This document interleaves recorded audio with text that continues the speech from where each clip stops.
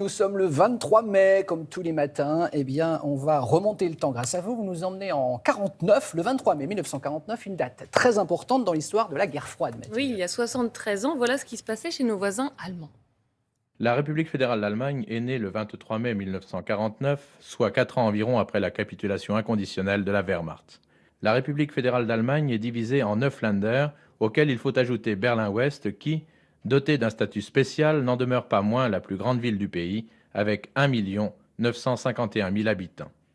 En 1949, il n'y avait pas la couleur, hein. C'était un reportage pour les 30 ans de sa création. L'Allemagne de l'Ouest est née et en réaction, donc l'Allemagne de l'Est, la RDA, sera fondée quelques mois seulement après par l'appui des soviétiques jusqu'à bien sûr la chute du mur de Berlin. Autre 23 mai, Mathilde, 23 mai 1978, avec un fait divers à peine croyable. Mais est-ce que vous vous souvenez du mondial de foot de 78 ? Pas complètement. Ça veut dire non. Ça, c'est pas mal. Une très bonne réponse. Il y a une histoire complètement dingue. Eh bien, la veille, l'entraîneur de l'équipe de France se fait enlever à Bordeaux, ou du moins 2 personnes tentent de Hidalgo le faire. Écoutez la réaction de Michel Hidalgo ce jour-là. J'ai réagi au bout d'une quinzaine ou vingtaine de mètres parce que il y avait ce revolver dans le dos et je pensais que c'était quand même qu'il me restait que peu de temps à vivre. Et comme dans tout réflexe, j'ai essayé de j'ai attrapé le canon du revolver et j'ai réussi à le reprendre. Il est tombé par terre, je l'ai repris avant lui et quand il a vu ça, il s'est sauvé et ils sont tous remontés en voiture pour démarrer et s'enfuir. Incroyable. Incroyable. Il a quand même réussi à s'en sortir.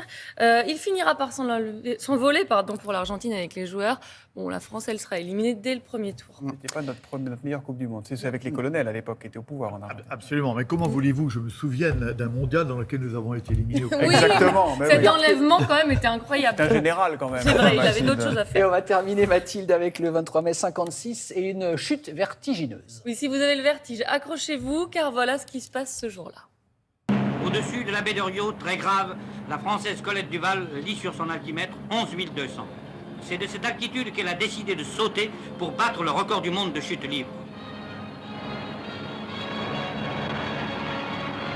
En bas, c'est la baie de Copacabana. La chute libre a duré 4 minutes 18 secondes. Un siècle à 200 à l'heure et soudain 250 mètres de la mort, il faut d'un geste sûr ouvrir le parachute. Bon, c'est sûr qu'il vaut mieux pas se louper. Tout se termine bien, ça va Thomas ? Oh, dur. Colette Duval bat le record du monde de chute libre, jusque-là détenue par un soviétique. Elle est repêchée intacte, vous la voyez, rien n'a bougé. Incroyable. Vous avez fait ça, vous, déjà, la chute comme ça? Alors, je n'ai pas fait ça, mais ce qui est sûr, c'est que ce genre de choses a permis aux armées de progresser. Nous avons aujourd'hui des forces spéciales qui sont devenues les maîtres de ce sport, de cet art plutôt, Ouais. ce qui leur permet de faire des pénétrations sous voile très importantes pour le succès des armées. Bon, et le record, depuis, est détenu par un informaticien américain. Merci. C'était en 2014. Merci Merci Mathilde beaucoup. et merci. Vous êtes bien en duo tous les lundis. Oui, Ça on fonctionne commence à ça bien se fonctionne connaître. Allez,